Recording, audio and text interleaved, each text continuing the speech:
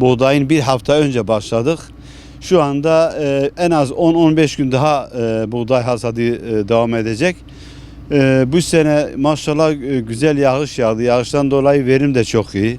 Ortalama şu anda 500-550 700'de dönüme bir dekara 700'de veren yerler var. En az da 400 ile ortalama 500-550-600 veriyor. Millet çiftçi memnun verimden. Verim çok güzel maşallah. Yalnız işte devletten ricamız şudur. Girdi çok masrafımız oluyor.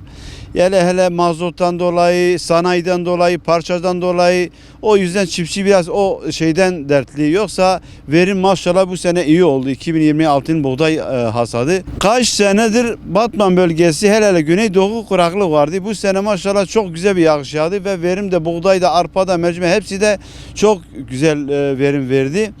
Çiftçi memnun şu anda. Çiftçi verimden çok memnun. Ürün kalitesi de güzel, buğday da güzel, arpa da güzel, mercimek de güzel. Antep'ten dün gelmişlerdi, burada mercimek aldılar. Dedi Batman'ın mercimeği bölgenin en büyük mercimeği, güzel mercimek Batman'ındır dediler. Antep'ten fabrikatör geldiler.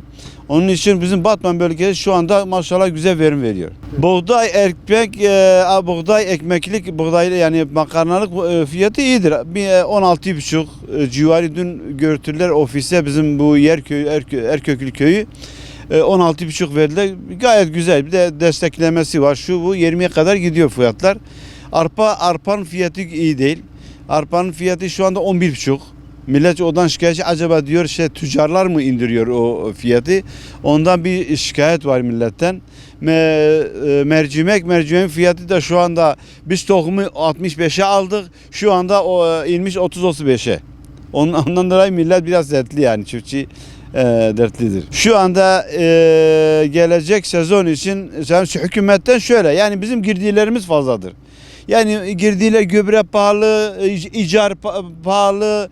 Milletin derdi şu anda mazotla icar pahalı, gübreden şikayetçiydi. Gelecek sene millet yani devletimizden ricamız bize bir çare bulsun yani. Odur yani başka. Yoksa.